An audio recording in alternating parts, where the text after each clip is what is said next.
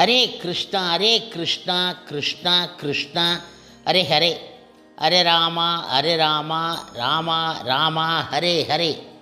குட்டி கதைகள் 269.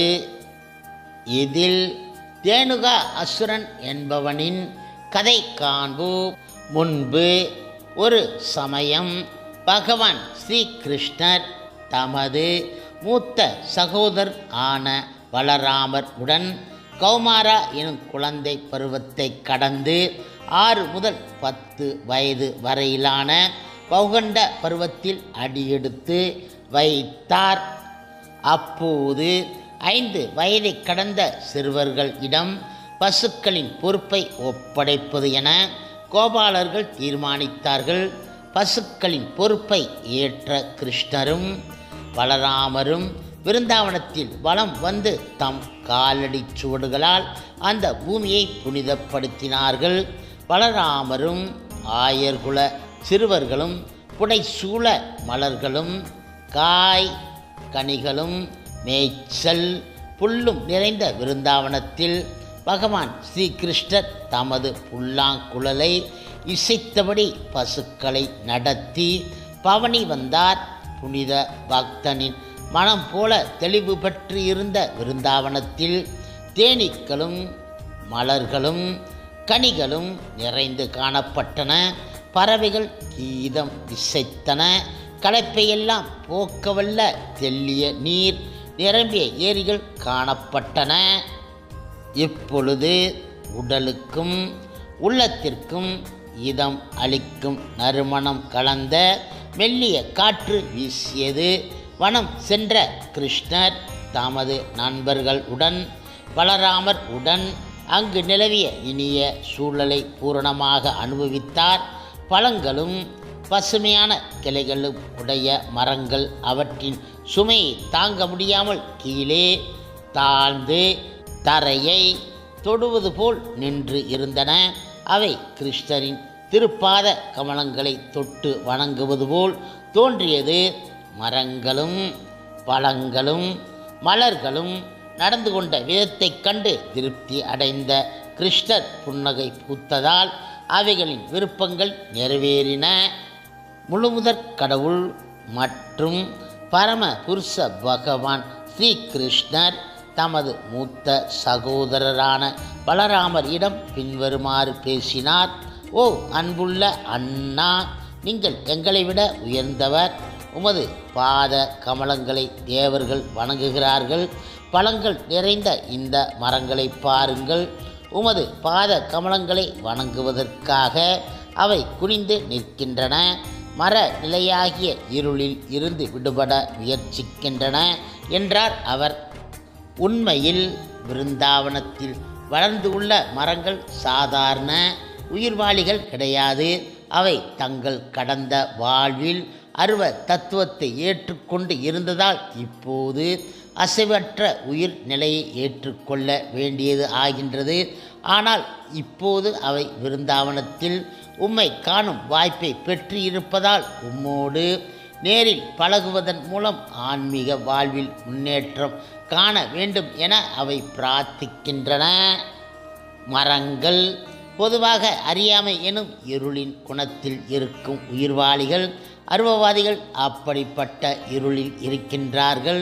நீங்கள் இருப்பதை பயன்படுத்தி கொண்டு அந்த நிலையில் இருந்து விடுபட விரும்புகின்றார்கள்.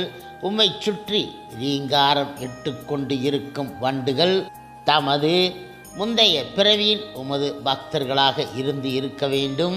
உம்மை விட்டு பிரிய அவற்றிற்கு மனம் கிடையாது. ஏனென்றால் உம்மை விட சிறந்த அன்பான எஜமானர் அவற்றிற்கு கிடைக்க மாட்டார். ஓ நீங்களே உன்னத ஆதி புருஷரான முழுமுதற் கடவுள். அந்த வண்டுகள் உமது புகழை கணந்தோறும் கீர்த்தனம் செய்து பரப்ப முயற்சிக்கின்றன. அவற்றில் சில உமது பக்தர்களான மகா முனிவர்களாக இருக்க வேண்டுமென நினைக்கின்றேன். கன நேரமும் உம்மை விட்டு பிரிய மனமில்லாமல் அவர்கள் வண்டுகளாக உம்மை சுற்றி சுற்றி வருகின்றார்கள். அன்பான அண்ணா, நீர் வணக்கத்திற்குரிய உன்னதமான கடவுள் என்றார் அவர். மயில்கள் பரவசம் அடைந்து உமது எதிரில் நர்த்தனம் ஆடுவதை பாருங்கள். கோபியரை போன்ற நடையை உடைய மான்கள் அதே அன்புடன் உம்மை வரவேற்கின்றன. உமது வரவால் தமது இல்லங்கள் மங்களம் அடைந்த மகிழ்ச்சியில் குயில்கள் உம்மை இசைபாடி வரவேற்கின்றன. விருந்தாவன வாசிகள் ஆன இவர்கள் மரங்களும் மிருகங்களும் ஆனாலும் உமது புகழ் பேசுகின்றன. மகான்கள் தமது இல்லத்திற்கு வரும் மற்றொரு மகானை வரவேற்பது போல இவையும் உம்மை தமக்கு தெரிந்த சிறந்த முறையில் வரவேற்க முற்படுகின்றன. இந்த நிலம் உமது அடிச்சுவடுகள் தன்மீது படும் பாக்கியத்தை பெற்று இருக்கின்றது. உம்மை போன்ற மகா புருஷரை இந்த விருந்தாவன வாசிகளான இயல்பு செடிகள் கொடிகள் மூலிகைகள் எல்லாம் உமது பாத கமலங்களை தொடும் பாக்கியத்தை பெற்று உள்ளன. சிறு செடிகளின் கொம்புகளை நீங்கள் உமது கைகளால் தொடும்போது அவையும் மகத்துவம் அடைகின்றன. இங்குள்ள மலைகளும் நதிகளும் உமது பார்வை பட்டு புண்ணியம் அடைகின்றன. எல்லாவற்றிற்கும் மேலாக விரட்ச பூமியின் நங்கையரான கோபியர் உமது அழகால் கவரப்படுகின்றார்கள். அவர்கள் மிகுந்த பாக்கியசாலிகள். எவ்வாறென்றால் உமது பலம் மிக்க கரங்களால் நீங்கள் அவர்களை தழுவுகின்றீர்கள் என்றார் அவர். இவ்வாறாக கிருஷ்ணரும் பலராமரும் விருந்தாவன வாசிகள் உடனும் கன்றுகள் உடனும் பசுக்கள் உடனும் யமுனா நதிக்கரையில் முழு திருப்தியோடு உல்லாசமாக இருந்தார்கள். சில இடங்களுக்கு கிருஷ்ணர் உடனும் பலராமர் உடனும் அவர்களின் நண்பர்களும் சென்றார்கள். சிறுவர்கள் வண்டுகளின் ரீங்காரத்தை பின்பற்றி பாடினார்கள். மலர் மாலைகள் அணிந்திருந்த கிருஷ்ணர் உடனும் பலராமர் உடனும் அந்த சிறுவர்கள் சென்றார்கள். நடந்து சென்றபோது சிறுவர்கள் ஏரிகளில் நீந்தி கொண்டு இருந்த அன்னப்பறவைகளின் கொக்கரிப்பை நடித்து காட்டினார்கள். அல்லது கிருஷ்ணரின் முன் மயில்களைப் போல் ஆடி காட்டினார்கள். கிருஷ்ணரும் அதேபோல் கழுத்தை அசைத்து நடிப்பதைக் கண்டு எல்லோரும் சிரித்தார்கள். கிருஷ்ணரின் பாதுகாப்பில் இருந்த பசுக்களுக்கு பல பெயர்கள் இருந்தன. கிருஷ்ணர் அவைகளை பெயர் சொல்லி அழைப்பார். கிருஷ்ணர் அழைப்பதை கேட்டதும் பசுக்கள் அம்மா என குரல் கொடுக்கும். இவ்வாறாக கிருஷ்ணரும் பசுக்களும் பேசிக்கொள்வதை சிறுவர்கள் கேட்டு மனம் மகிழ்வார்கள். சகோரம், மயில், குயில், பரத்வாஜம் போன்ற பல பறவைகளின் ஒளியைப் போல் சிறுவர்கள் கூவுவார்கள். சில வேளைகளில் பெரிய மிருகங்களைக் கண்டு பலத்தில் குறைந்த சிறிய மிருகங்கள் ஓடி ஒழுகுதைக் காணும் சிறுவர்கள் அவைகளைப் போன்று சிறிது தூரம் அவற்றுடன் ஓடுவார்கள். களைப்படையும் போது பலராமர் சிறுவர்களில் ஒருவனின் மடியில் தலை வைத்து படுப்பார். கிருஷ்ணர் அவரின் கால்களை பிடித்து விடுவார். சில வேளைகளில் கிருஷ்ணர் பனை ஓலையினால் செய்யப்பட்ட விசிறியால் பலராமருக்கு வீசுவார். அந்த மெல்லிய காற்று பலராமருக்கு இதமாக இருக்கும். பலராமர் ஓய்வு எடுக்கும்போது சில சிறுவர்கள் ஆடி பாடுவார்கள் அல்லது குஸ்தி போடுவார்கள். சிறுவர்கள் விளையாடும் போது கிருஷ்ணர் அவர்களுடன் சேர்ந்து அவர்களின் கைகளை பிடித்து கொண்டு சிரித்து மகிழ்ந்து அவர்களின் திறமைகளை புகழ்வார். கிருஷ்ணர் களைப்பு அடையும் போது ஒரு பெரிய மரத்தின் அடியில் ஓய்வு எடுப்பார் அல்லது யாதொரு சிறுவனின் மடியிலோ மரத்தடி வேரின் மீதோ தலை வைத்து படுக்கும்போது ஒரு சிறுவன் அவரது கால்களை பிடித்து விடுவான். ஒருவன் விசிறியால் வீசுவான். ஒருவன் இனிய குரலில் பாடி அவரை மகிழ்விப்பான்.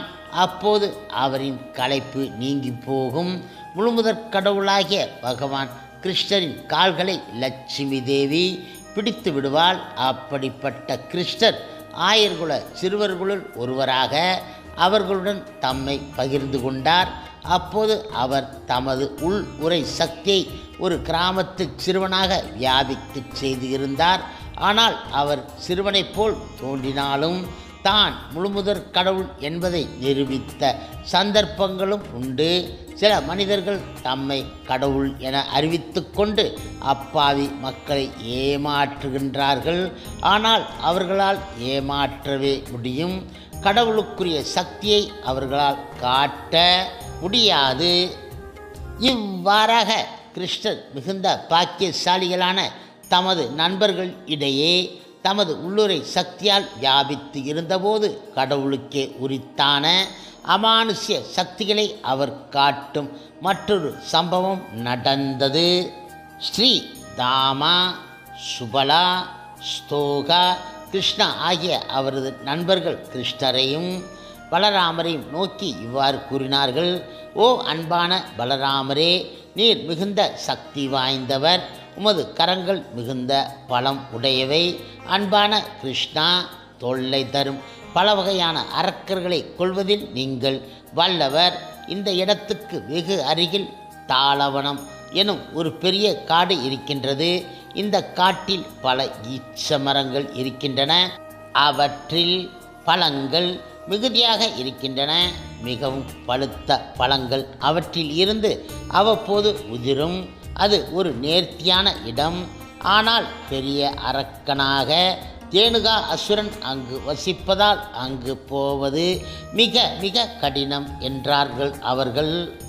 பழங்களை பறிக்க யாரும் அந்த மரங்களை அணுக முடியாது. அன்பான பலராமரே, கிருஷ்ணரே, அந்த அசுரன் ஒரு கழுதையின் உருவில் இங்கு இருக்கின்றான். அவன் நண்பர்களான அசுரர்களும் அதே உருவில் அவனை சுற்றி இருக்கின்றார்கள். அவர்கள் எல்லோரும் மிகுந்த பலசாலிகள் ஆகையால் அந்த இடத்தை நெருங்குவது மிக மிக கடினமான காரியம். உங்களை தவிர வேறு யாரும் பயம் இல்லாமல் அங்கு செல்ல முடியாது. அந்த அசுரர்களை கொல்லக்கூடியவர்கள் உங்களை தவிர வேறு யாரும் கிடையாது. மிருகங்கள் கூட அங்கு போவது கிடையாது. பறவைகள் அங்கு உறங்குவது கிடையாது. அவையெல்லாம் அங்கிருந்து சென்று விட்டன. அங்கு உள்ள பழங்களில் இருந்து வரும் இனிய மனதை மட்டுமே யாரும் ரசிக்க முடியும். பழங்களை பறித்து உண்டு அவற்றின் சுவையை அனுபவித்தவர்கள் இதுவரை யாரும் கிடையாது. அன்பான கிருஷ்ணரே, உண்மையை சொல்லப்போனால் அந்த இனிய மனம் எங்களை மிக மிக ஆகர்ஷிக்கின்றது. அன்பான பலராமரே, நாம் எல்லோரும் அங்கு சென்று பழங்களை உண்டு கழிக்கலாம். பழங்களின் நறுமணம் இப்போது எங்கும் பரவி இருக்கின்றது. அவற்றை இங்கிருந்தே உங்களால் நுகர முடியவில்லையா? தமது நெருங்கிய நண்பர்கள் புன்னகையுடன் இவ்வாறு வேண்டுகோள் விடுத்ததை கேட்ட பலராமரும் கிருஷ்ணரும் அவர்களின் விருப்பத்தை பூர்த்தி செய்ய சித்தமாய் இருந்தார்கள். எல்லோரும் காட்டை நோக்கி புறப்பட்டார்கள். தாள வனத்திற்குள் நுழைந்ததும் பலராமர் யானையின் பலங்கொண்ட தமது கைகளால் மரங்களை பிடித்து உலுக்கினார். இப்படி அவர் மரங்களை அசைத்தபோது பழுத்த பழங்கள் கீழே விழுந்தன. அங்கு கழுதையின் உருவில் இருந்த தேனுகா அசுரன் பழங்கள் விழுந்த ஓசை கேட்டதும் வெகு வேகமாக அங்கு வந்து சேர்ந்தான். அவன் அங்கு வந்த வேகத்தில் ஏற்பட்ட அதிர்வால் நிலம் முழுவதும் பூகம்பம் ஏற்பட்டது போல் நடுங்கி மரங்களெல்லாம் ஆட்டம் கண்டன. இப்பொழுது அசுரன் முதலில் பலராமரின் முன்பு வந்து அவரது மார்பில் தனது பின்னங்கால்கள் படும்படியாக உதைத்தான். முதலில் பலராமர் எதுவும் கூறவில்லை. கோபம் கொண்ட அசுரன் மிகுந்த பலங்கொண்டு மேலும் மேலும் வேகத்தோடு மோதினான். பலராமர் தன் ஒரு கையால் அவனின் பின்னங்கால்களை பிடித்து இந்த முறை சுழற்றி அந்த கழுதையை மர உச்சிகளின் மேல் எறிந்தார். இவ்வாறாக பலராமர் அசுரனை சுழற்றிய போது அவன் உயிர் இழந்து விட்டான். பலராமர் அங்கு இருந்த மிகப்பெரிய ஈச்ச மரத்தின் உச்சியில் அசுரனை எறிந்தார். அவனின் பளுவை தாங்க முடியாமல் அந்த மரம் மற்ற மரங்களின் மேல் சரிந்து பல மரங்கள் கீழே விழுந்தன. ஒரு பெரும் புயல் காட்டை சூறையாடியது போல் மரங்கள் ஒன்றன் பின் ஒன்றாக விழுந்தன. கிரகங்களையெல்லாம் தம் கோடிக்கணக்கான தலைகளில் தாங்கி நிற்கும் பலசாலியான அனந்தசேஷன் எனப்படும் முழுமுதற் கடவுளாகிய பலராமர் இவ்வாறாக பல பிரதட்சணம் செய்ததில் ஆச்சரியம் ஏதும் கிடையாது. 2 நூல் சரடுகள் நெய்யப்பட்ட துணியை தாங்கி நிற்பது போல் பிரபஞ்ச தோற்றம் முழுவதையும் அவர் தாங்கி நிற்கின்றார். இப்பொழுது அசுரன் மரங்களின் மேல் வீசி எறியப்பட்ட பின்பு தேனுகா அசுரனின் நண்பர்களும் சகாக்களும் ஒன்று கூடி பலராமரையும் கிருஷ்ணரையும் மிகுந்த பலத்துடன் காக்கினார்கள். தங்கள் நண்பனின் மரணத்திற்கு பழி வாங்குவதில் அவர்கள் தீவிரமாக இருந்தார்கள். ஆனால் பலராமரும் கிருஷ்ணரும் முன்பு போன்றே கழுதைகளின் பின் கால்களை பிடித்து சுழற்றி ஈச்ச மரங்களின் மேல் எறிந்து அவற்றை கொன்று விட்டார்கள். கழுதைகளின் சடலங்கள் ஆங்கே விழுந்து கிடந்தன, வினோதமாக காட்சியளித்தன. பல நிறங்களில் ஆன மேகங்கள் மரங்களில் தங்கியிருப்பது போல் தோன்றியது. இந்த மகத்தான சம்பவத்தை பற்றி கேள்விப்பட்ட தேவர்கள் மேல்நிலை கிரகங்களில் இருந்து கிருஷ்ணரின் மீதும் பலராமரின் மீதும் மலர் மாறி பொழிந்தார்கள். துந்துபிகள் முழங்கப்பட்டன, தேவர்கள் துதி பாடினார்கள். இப்பொழுது தேனுகா அசுரன் கொல்லப்பட்ட சில நாட்களுக்கு பிறகு மக்கள் தாளவனத்திற்குள் வந்து வளங்களை சேகரிக்க துவங்கினார்கள். மிருகங்கள் பயமில்லாமல் வந்து அங்கு இருந்த நேர்த்தியான புல்லை மேய்ந்தன. சகோதரர்களான கிருஷ்ணர் மற்றும் பலராமரின் இந்த பரமான லீலைகளை கேட்பதாலும் கீர்த்தனம் செய்வதாலும் ஒருவன் பெரும் புண்ணியம் தேடிக்கொள்கின்றான். கிருஷ்ணரும் பலராமரும் நண்பர்களும் விருந்தாவன கிராமத்தினுள் பிரவேசித்த போது தமது புல்லாங்குழல்களை இசைத்தார்கள். நண்பர்கள் அவர்கள் காட்டில் நிகழ்த்திய லீலைகளின் அற்புதங்களை புகழ்ந்து பாடினார்கள். திலகங்களினால் அலங்கரிக்கப்பட்டு இருந்த அவர்களின் முகங்களில் பசுக்களின் பாத துளி படிந்து இருந்தன. கிருஷ்ணன் தலையை ஒரு மயில் இறகு அலங்கரித்து இருந்தது. அவரும் பலராமரும் புல்லாங்குழல் இசைத்தார்கள். இள நங்கையரான கோபியர்கள் கிருஷ்ணர் வீடு திரும்பியதைக் கண்டு மனம் களித்தார்கள். கிருஷ்ணர் அங்கு இல்லாது இருந்தபோது விருந்தாவனத்தின் கோபியரெல்லாம் உற்சாகம் இல்லாமல் இருந்தார்கள். வனத்தில் இருந்த கிருஷ்ணரையும் மேய்ச்சல் நிலங்களில் அவர் பசுக்களை பராமரிப்பதையும் பற்றி நினைத்து கொண்டு இருந்தார்கள். கிருஷ்ணர் திரும்பி வந்ததைக் கண்டபோது அவர்களின் கவலையெல்லாம் நீங்கி தாமரை மலரை வண்டுகள் மொய்ப்பது போல் அவரது முகத்தாமரை தமது கண்களால் மொய்த்தார்கள். கிருஷ்ணர் கிராமத்தினுள் வந்தபோது இள நங்கையரான கோபியர்கள் புன்னகைத்து சிரித்தார்கள்.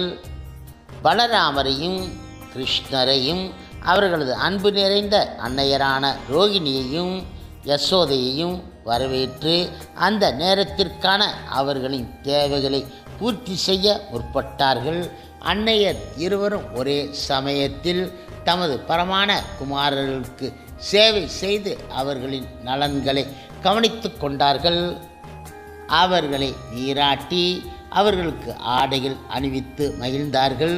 கிருஷ்ணருக்கு நீல நிற ஆடைகளும் அணிவிக்கப்பட்டு இருந்தன.